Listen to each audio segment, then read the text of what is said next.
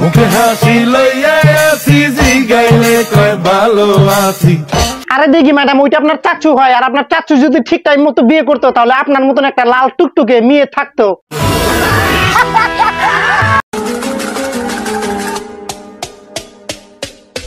ইস, দিঘি ম্যাডামের হটনেস দেখে আমার একটা ডায়লগ মনে পড়ে গেছে। ডায়লগটা বলবো কি? বলো বাবাজি। তিল খাজা সাজালার কুত্তে বিলে সবালার ঘাগরালার প্লাস গুলো দিঘি ম্যাডামকে ধরে, না না দিঘি ম্যাডামকে না, দিঘি ম্যাডামকে না, শাকিব খানের ভাস্তিকে নিয়ে আজকে অন্য কিছু না রোস্ট করবো। বাজ গয়া সালা। হে হোয়াটসঅ্যাপ মামা, this is KK and you know I am নক দিস জাকে তাকে। তো আবারও চলে আসলাম তোমাদের সামনে আমাদের ছোট্ট দিঘিকে নিয়ে। Shut up! একটা ইয়াং জনি সিনের মতন ছেলেকে তুমি চাচ্চু বলছো? লজ্জা করে না তোমার?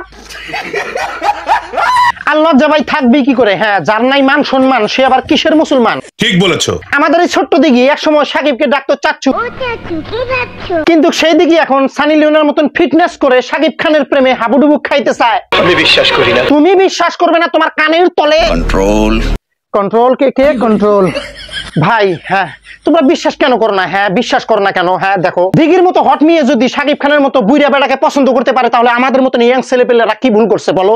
কি ভুল করছে? হ্যাঁ, আমরা তো দেখতে একদম জনি সিনের মতন। তাহলে দিঘির সানি লিওন, সবাই বাংলাদেশের বলে তাকে সানি লিওন বলে, তাহলে সেই সানি লিওন বুইড়া বেড়া সাকিব খানকে কেন পছন্দ করবে? আমরা জনি সিনটা কি মরে গিয়েছি? আমি দিঘি ম্যাডামকে একটা কথা বলতে চাই, আপনার চোখটা অনেক সুন্দর, আপনার চয়েসটা অনেক সুন্দর, কিন্তু এই সুন্দর চয়েসটা আপনি ভালো জায়গায় খাটাইতে পারলেন না। তাই আমি আপনাকে ভালোবেসে একটা কথা বলি, আপনার ওই চোখে মুতে দেওয়া দরকার, মুতে দেওয়া দরকার। আর এই কথাটা এই জন্যই বললাম, আমাদের মতন ইয়াং ছেলে পেলে থাকতে সাকিব খানের মতন বুইড়া বেড়াকে দিঘি কেন পছন্দ করবে? তো আবার এক সময় এই সাকিবকে দিঘি ম্যাডাম চাচ্চু ডাক দিছে। চাচ্চু! ছি, বেয়ালে হেজবেড়ি কোথাকার, লজ্জা শরম কিচ্ছু নাই। এগুলো মেয়েকে নিয়ে কথা বললেই শালা নিজের মনে 40 দিনকার ইবাদত নষ্ট হয়ে যায়। ভাই, এই ভিডিওটা ফুল দেখলে আপনারা একটাই কথা বলবেন, আসলেই মনে হয় দিঘি আমাদের সাকিব খানের প্রেমে হাবুডুবু খেতে চায়। কারণ এই যে আপনারা যে দেখতেছেন, দেখেন এটা যে কোনো একটা প্রোগ্রামে হবে, সাকিব খান বসে বসে মোবাইল টিপতেছে, ওইদিকে দেখেন টেরাচক করে আমাদের দিঘি মানে সাকিব খানের ভাস্তি কিভাবে তাকিয়ে আছে। যখনই সাকিব খান ওইদিকে দেখেন ঘাটটা ঘুরাইলো, তখন দিঘি মানে বুঝতে পারতেছে না কোন দিকে তাকাবো। হ্যাঁ, শুধুমাত্র এখানে দিঘি সিঙ্গেল দিতেছে না, এখান থেকে আরো একটা মেয়ে সিঙ্গেল দিতেছে। পাশে দেখেন ওই যে বাহ, কত সুন্দর করে সিঙ্গেল দিতেছে, এরকম ভাবে ভাব নিতেছে মনে হয় নিজে সানি লিওন। আসলে সত্যি এটা সানি লিওনের মতন দেখতে। এই মেয়েটার অ্যাড্রেস যদি কেউ জানো প্লিজ কমেন্ট সেকশনে জানিয়ে দিও। হ্যাঁ, এই মেয়েটা যদি হয় সানি তাহলে আমি অবজনি, আর দুজনে মিলে বের করব পানি। আচ্ছা ঠিক আছে।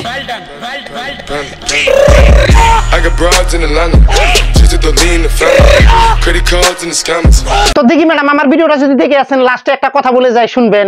ওই যে দেখেন বড় বড় হোম থিয়েটারের কাছে যে যখন মোবাইলের সাথে ব্লুটুথ কানেক্ট করার আগে কিন্তু একটা কথা বলে, সেটা হলো the Bluetooth device is connected. তো আপনি যেভাবে আপনার চাচুর সাথে কানেক্ট করতে চাইতেছেন, দেখবেন পরে আবার এই কথা বলবে the Bluetooth device is connected. আর ডিভাইস কানেক্টেড হওয়ার পরে কি হবে? ডিজে বাজবে, ডিজে।